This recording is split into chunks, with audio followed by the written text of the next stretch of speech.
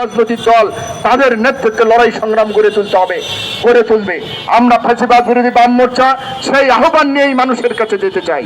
প্রিয় বন্ধুগণ, আজকের এই সমাবেশে সাম্রাজ্যবাদীরা যে ষড়যন্ত্র করছে, বিশেষ করে আমেরিকা যে ষড়যন্ত্র করছে এই দেশকে নিয়ে, তার বিরুদ্ধে তীব্র প্রতিবাদ জানিয়ে আজকের এই সমাবেশে এই পর্যায়ে বক্তব্য রাখবেন বাংলাদেশের সমাজতান্ত্রিক দল বাসদের কেন্দ্রীয় কমিটির সাধারণ সম্পাদক, ফ্যাসিবাদ বিরোধী বাম মোর্চার অন্যতম নেতা কমরেড হারুন আর রশিদ ভূঁইয়া।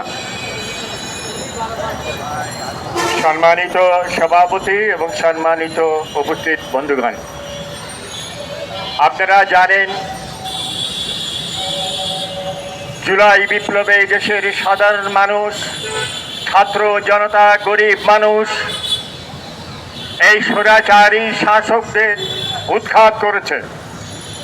এই স্বৈরাচারী শাসকরা ছাত্র লীগের নাম দিয়ে এবং সন্ত্রাস চালিয়ে এই সাধারণ মানুষকে হত্যা করেছে এবং লুটপাটের ব্যবস্থা করেছে। লুটপাটের বিরুদ্ধে যারা কথা বলেছে তাদেরকে দিয়েই এই ছাত্রলীগ দ্বারায় যারা সমালোচনা করেছে সরকারের, তাদেরকে সাহায্য করেছে। আমরা এদেশের সাধারণ মানুষ, শ্রমিক, কৃষক, ছাত্র জনতা যেই সরকার আনলো, যেই সরকার আসলো, এই সরকারের বিরুদ্ধে নানান প্রশ্ন আছে। এই সরকার এনজিওদের মাধ্যমে, ষড়যন্ত্রের মাধ্যমে এই দেশের ক্ষমতা দখল করেছে মার্কিন সাম্রাজ্যবাদ, এবং এই সাম্রাজ্যবাদ দখল যে করেছে তার নমুনা দেখেন। এই দেশে কলকারখানা বন্ধ হয়ে যাচ্ছে, এই দেশে আমদানি বেড়েছে চীনের বৌদৌলতে। এই দেশে পাদুকা শিল্প বন্ধ হয়ে যাচ্ছে। এই পাদুকা শিল্পে প্রায় 20 লক্ষ শ্রমিক কর্মচারী সাধারণ মানুষ কাজ করে।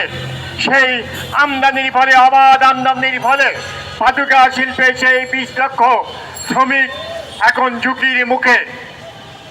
গার্মেন্টসগুলো বন্ধ হয়ে যাচ্ছে। গার্মেন্টসে তারা সরকার বলে, আমি আমেরিকার সঙ্গে আমার অনেক ভাব আছে, আমার অনেক সম্পর্ক আছে, আমার বন্ধুত্ব আছে, আমি যেই সুদের ব্যবসা করেছি সেই সুদের ব্যবসার পার্টনার হলো আমেরিকা। এত সুন্দর কথা বলে কই আমেরিকা তো গার্মেন্টস আমাদের ছাড় দিল না, বরং আমেরিকার জন্য এখানে গার্মেন্টস বন্ধ হয়ে যাচ্ছে এবং শ্রমিকরা বেকার হয়ে যাচ্ছে। এই সমস্ত কারণে আমরা